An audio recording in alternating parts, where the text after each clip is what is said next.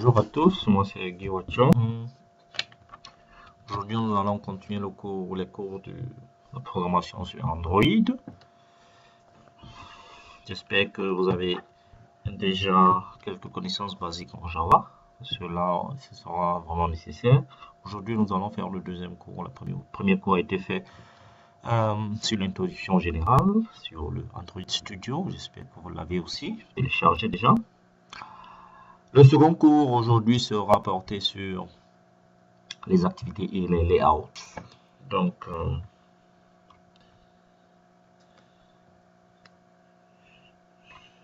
nous allons commencer par des activités. Qu'est-ce que c'est qu'une activité en Android? Nous allons voir les layouts et les views, quelle est la différence, et quelques exemples pratiques à la fin. C'est juste un second cours d'introduction. Et nous allons aussi voir comment implémenter certains petits projets sur Android. Une activité en Android, l'application Android étant hébergée dans sur un système embarqué. Le cycle de vie d'une application ressemble à celle d'une application Java Micro Edition ME. L'activité peut passer des états de démarrage actif. L'état actif détient le focus et il est démarré. De l'état actif, on part à l'état suspendu, ne détient plus le focus, quand par exemple vous changez d'activité. De suspendu, quand vous revenez sur votre activité, de l'état suspendu à l'état actif, de l'état actif à de l'état suspendu à l'état détruit quand vous décidez de le fermer, quoi. Ce sont les différents états que peut avoir une application Android. Les états basiques. Il y a d'autres états, mais ça sont les états basiques, quoi. Nous allons aussi voir le cycle de vie d'une application. Plus bas, les éléments d'une application Android sont les suivants. Les activités qui proviennent de la classe activity qui est dans le package Android.app. Il s'agit d'une partie de l'application présentant une vue à l'utilisateur des services. Android aussi peut nous offrir la possibilité d'implémenter des services. Il s'agit ici d'une activité tâche de fond sans vue associée. Donc, par exemple, des tâches de requête dans une base de données, des tâches de configuration. Généralement, ce sont les tâches de requête qui nécessitent beaucoup de mémoire et un processus asynchrone. Et des procédés asynchrones, nous allons voir ce que c'est que des procédés asynchrones et des procédés synchrones. Ensuite, nous avons dans Android aussi la possibilité d'avoir des content providers, des fournisseurs d'informations au sein de l'application et des widgets qui sont une vue accrochée au bureau d'Android. Nous pouvons aussi avoir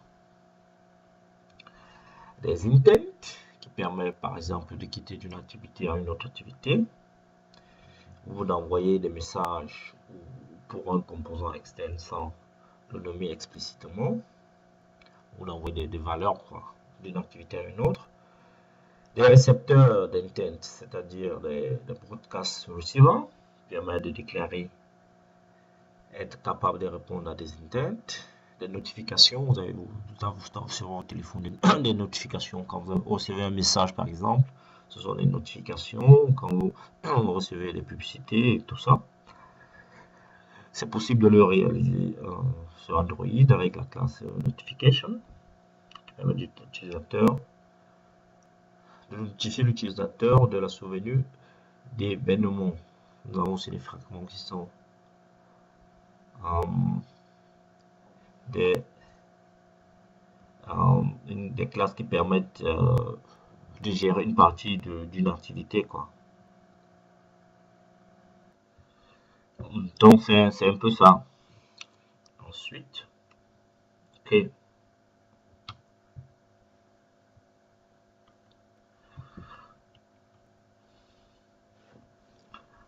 Nous avons le cycle de vie d'une activité. Deuxième partie, nous allons voir ce que c'est, comment une activité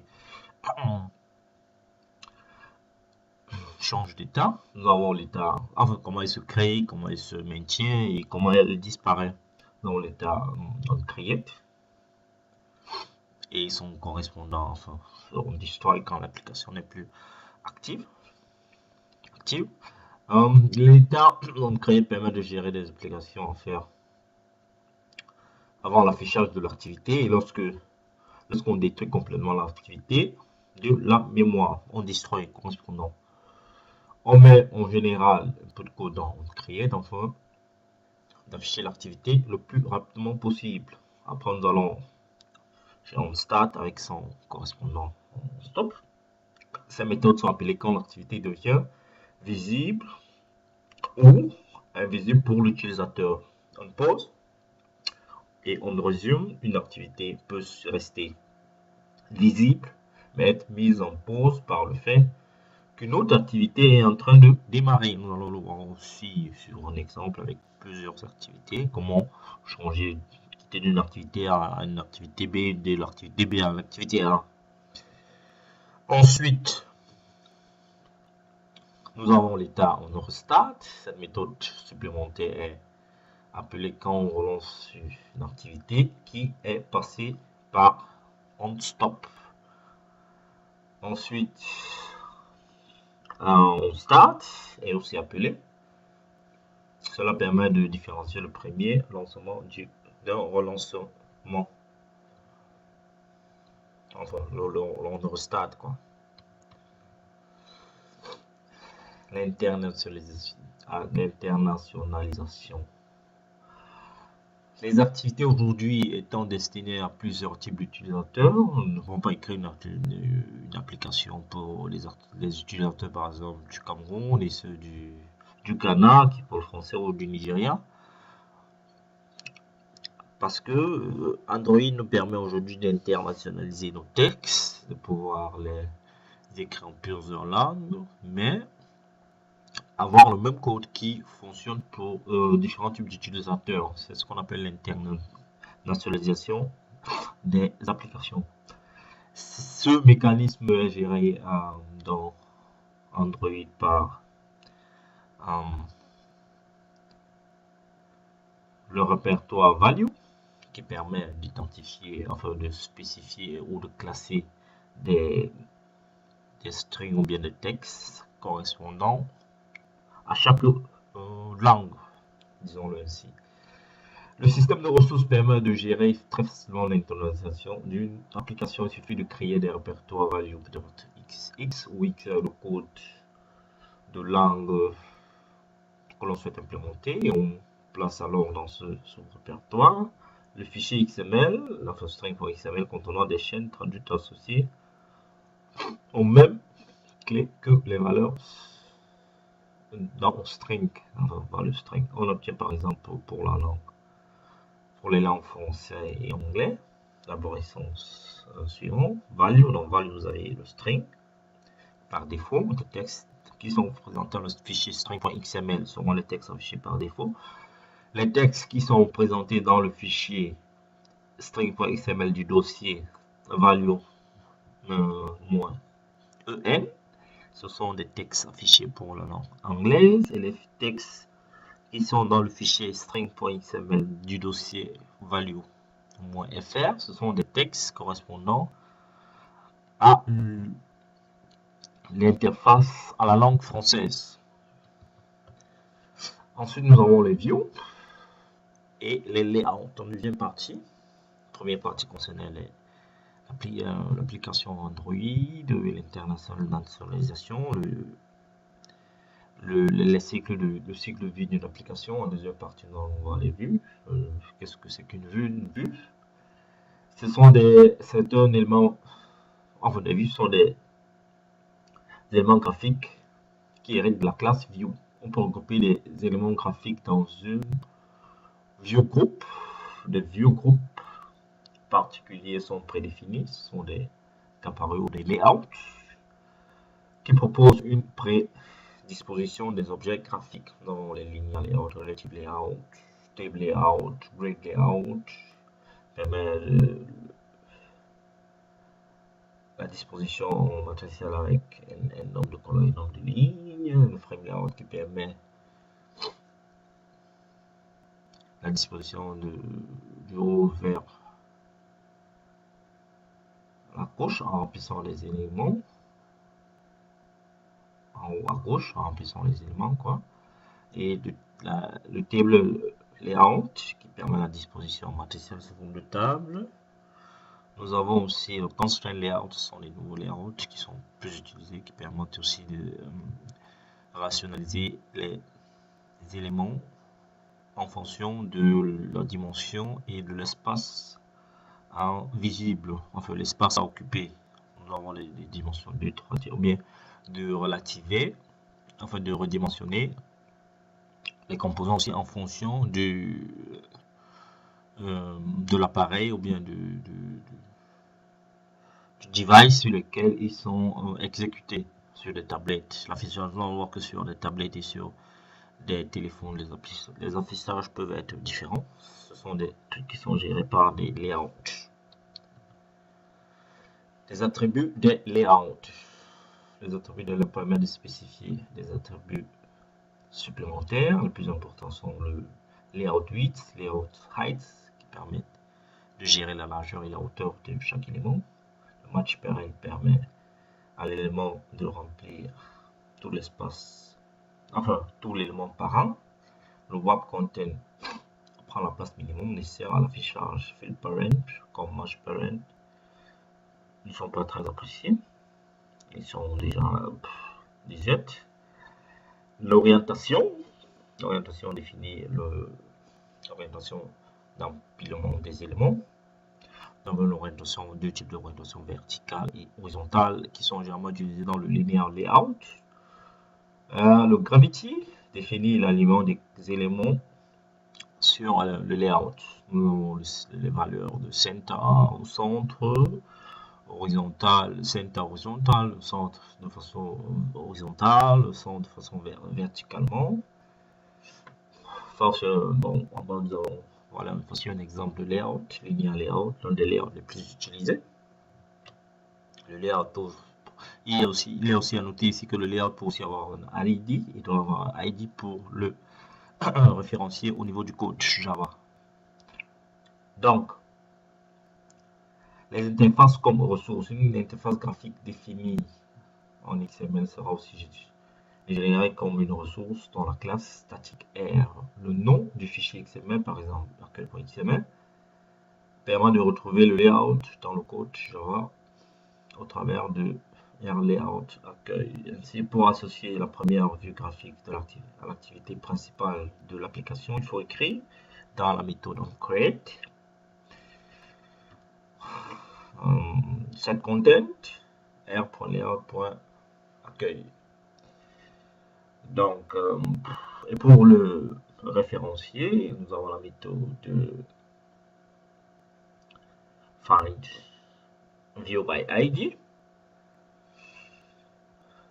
Comme je le disais tantôt, les layouts ou les gabarits doivent aussi avoir ID. Le ID est généralement précédé du signe plus, ce qui signifie que cet ID est nouveau et doit être généré dans la classe R. C'est très important ici de noter le plus devant le ID. Un ID sans plus signifie que l'on fait référence à un objet déjà existant.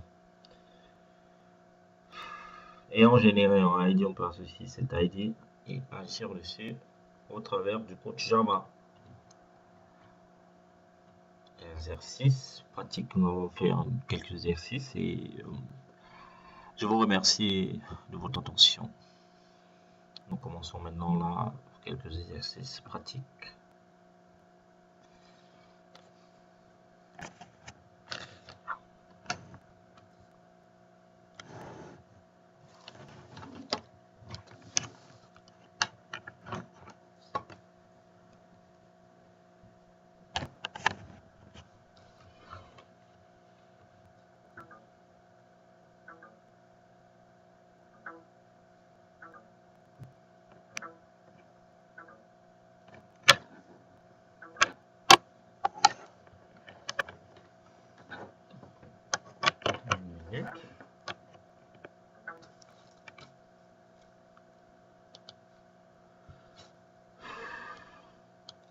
C'est notre projet Android. Sur Android Studio, nous créons la version 2. Une application test. Leçon de app. cm17k.dev.app. Donc, nous créons ici pour le SDK minimum 19 pour les tablettes aussi. Nous prenons ici une activité basique et vide. Empty activity. Main activity. Nous le sommes par défaut. Créons l'activité.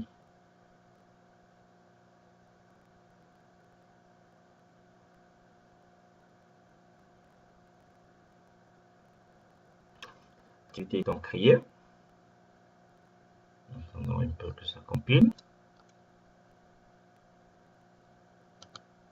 Good, l'activité étant créée et compilée.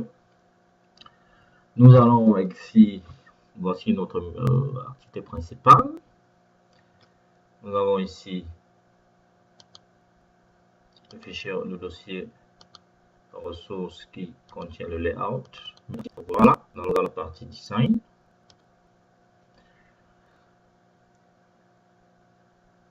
Voici notre activité principale avec un Hello World qui est dans un constraint layout. Vous voyez que le constraint layout est affiché au centre de l'écran. Nous pouvons ici changer quelques valeurs.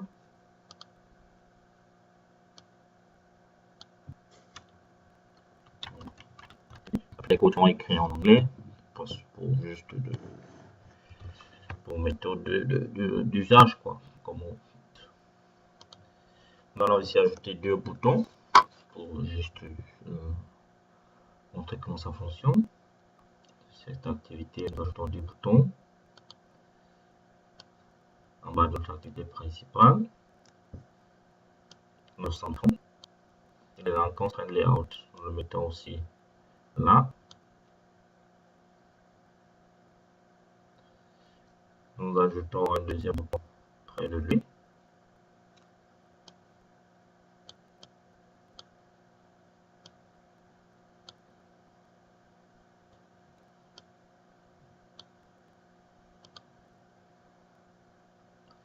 Et nous centrons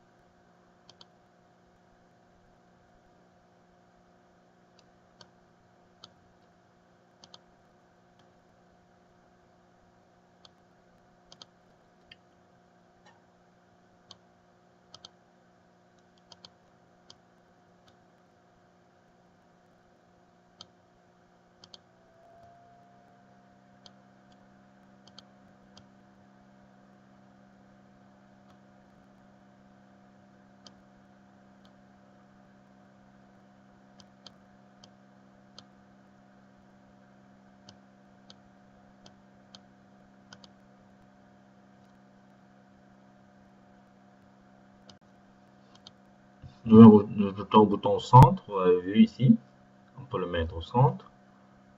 On met juste l'alignement, la constrainte à gauche 50 pour 0, et à droite aussi à 0. Donc le bouton est centré là. Nous pouvons aussi voir le code. Bouton 1, margin left, 300.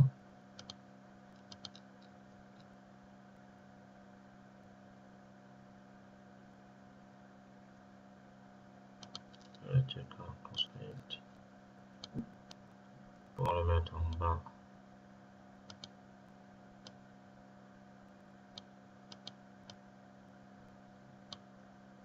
du bouton.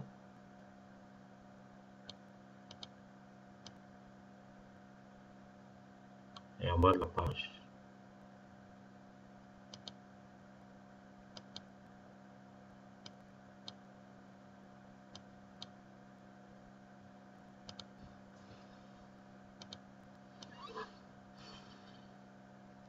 C'est un peu de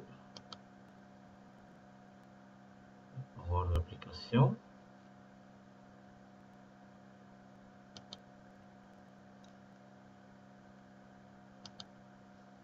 Donc vous voyez là notre application. Maintenant, essayons d'ajouter d'autres activités et voir comment changer d'une activité A à une activité B, une activité ou une activité C. Donc, nous allons le faire ici. Nous allons sauver l'application en cours.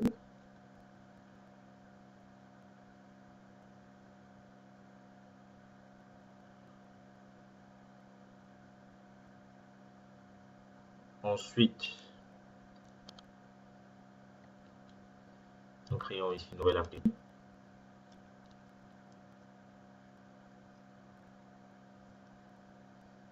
Activity, activité de conférence. On va activity second. Fini. Dans son layout. L'activité est créée. Et dans l'interface, activity second. Second, non.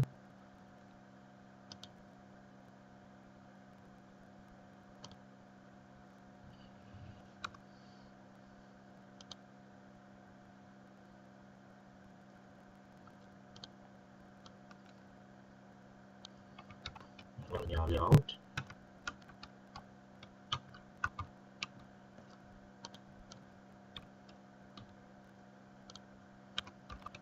Orientation verticale.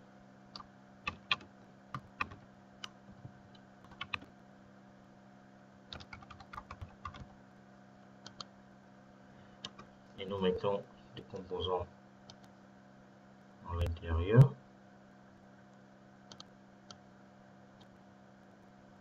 Un checkbox.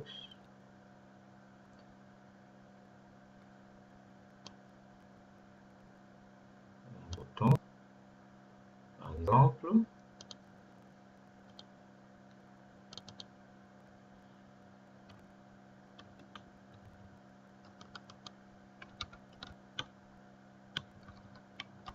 Search.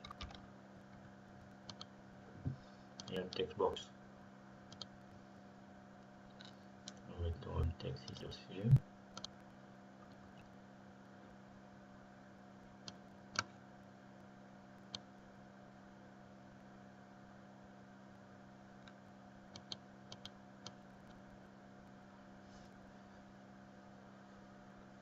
Un texte view. Activity 2. On peut par exemple sa couleur en primary, on peut mettre un size à 25 et mettre un peu d'espace autour de lui.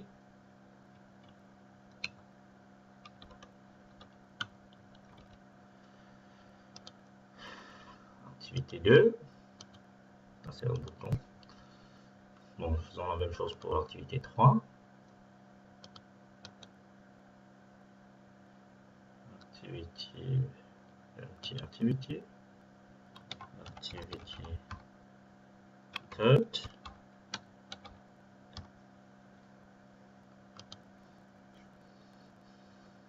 Nous allons aussi mettre 2 boutons sur cette activité et voir comment il est terminé.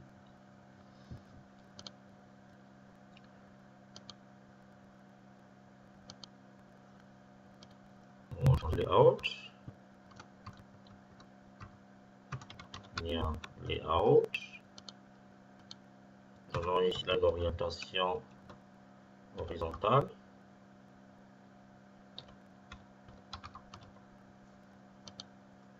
Avec 3 composants.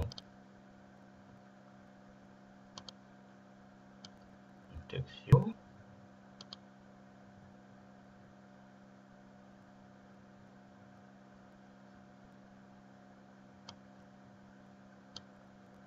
Un bouton.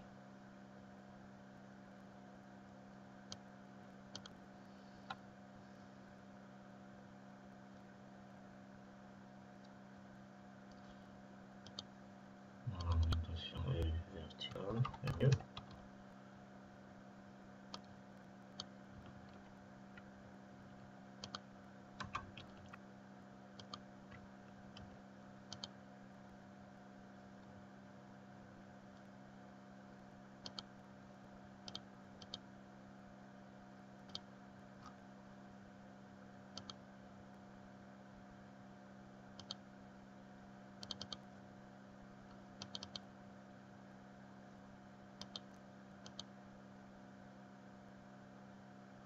Ah, donc vous voyez les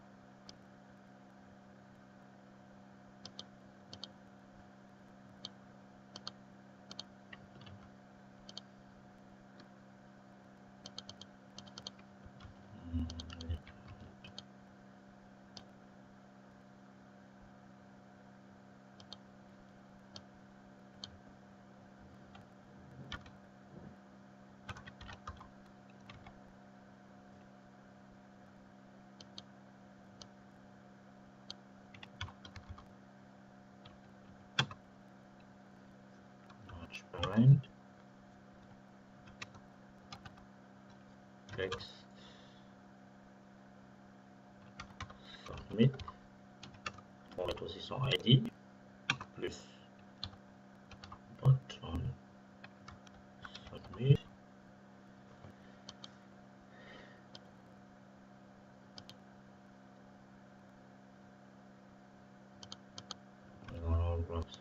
Match parent prend tout l'espace comme on a dit dans le cours.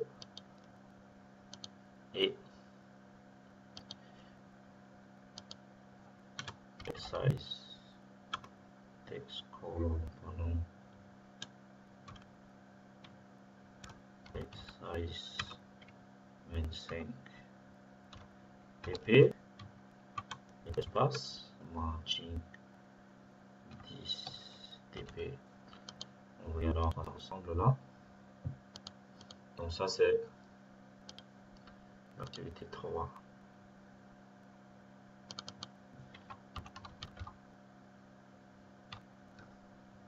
Activité prêt.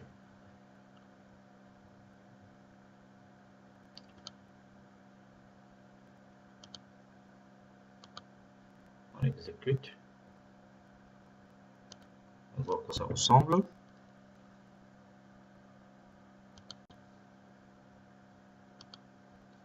Vous voyez, le résultat, on va aller à l'activité 2. Maintenant, on voit comment était l'activité 1 à l'activité 2, l'activité 2 à l'activité 1 ou 3. Ok, nous stoppons. Nous allons sur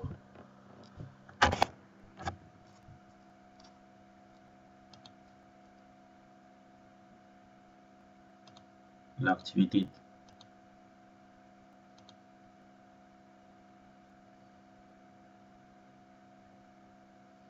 l'activité 2.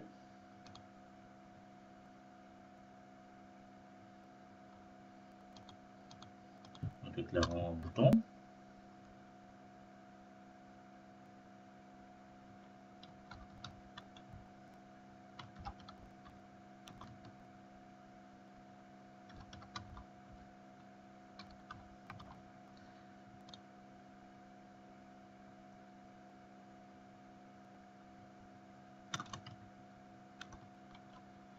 Ported support action bar. Set title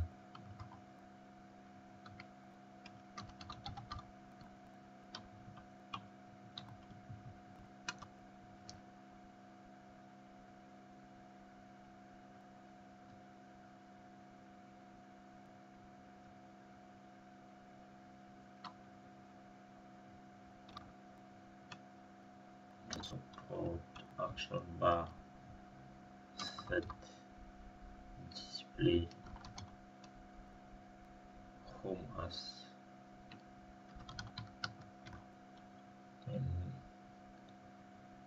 of enable home. Dans le bouton 2, nous allons créer c'est find by ID de R1, ID du bouton 2, celui-ci.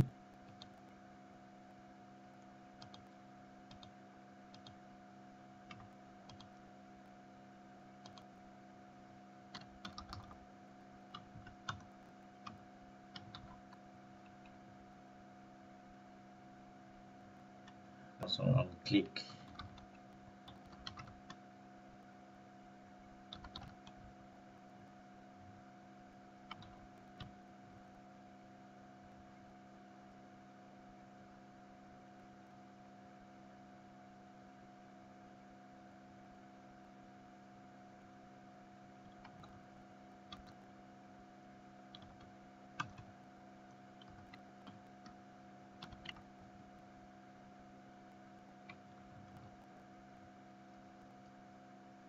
mettons,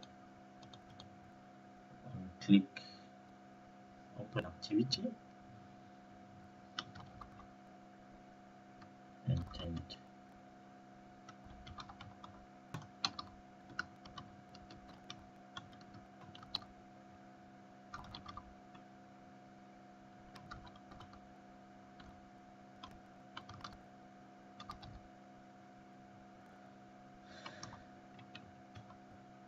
Activity second class.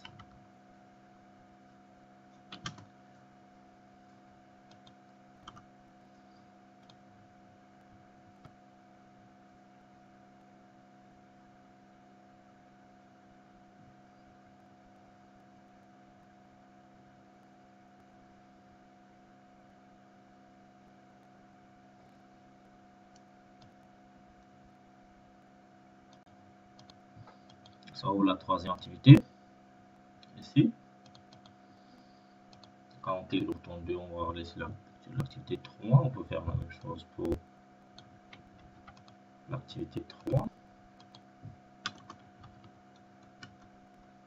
Nous avons sur l'activité 3 un bouton qu'on appelle le bouton 3.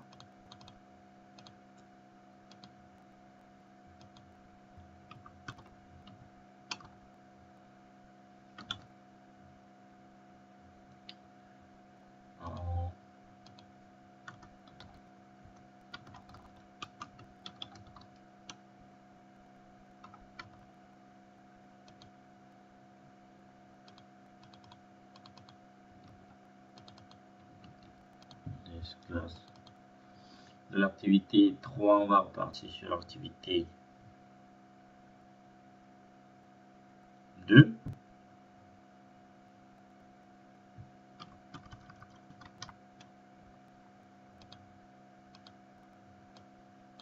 Sur l'activité 3. Coach. Et de l'activité 1, on peut aussi faire de l'activité principale en cliquant. On va sur l'activité 2. Ça peut se faire ici sur le même.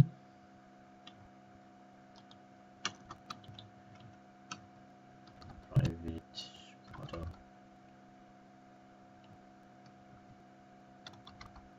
button 1. Ici, nous avons notre code correspondant.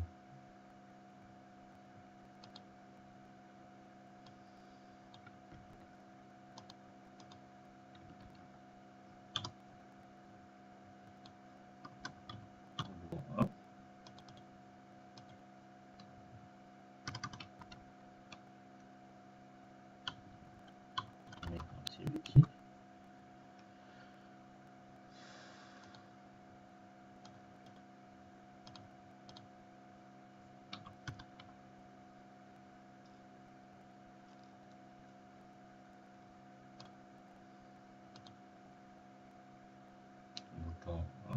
Voilà. Dans du bouton 1, on va aller au bouton de l'activité. De l'activité 1, on va aller à l'activité 3. 2, pardon. De l'activité 2, on va aller à l'activité 3. Et l'activité 3, on revient à l'activité 2. Et ainsi de suite. C'est bon?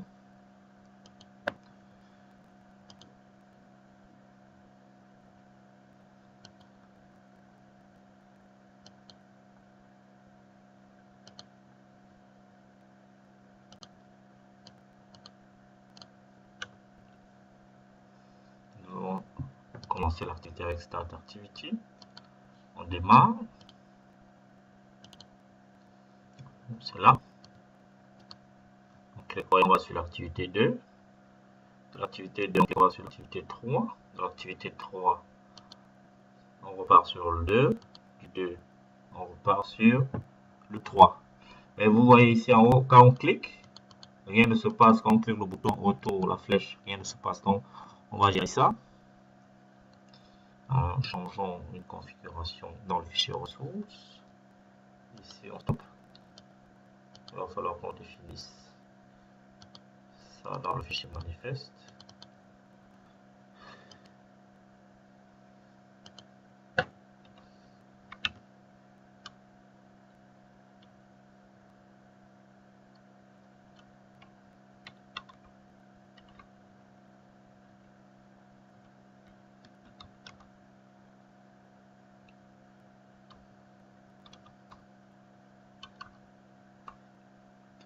Activity name de l'activité. Ici, on définit le parent.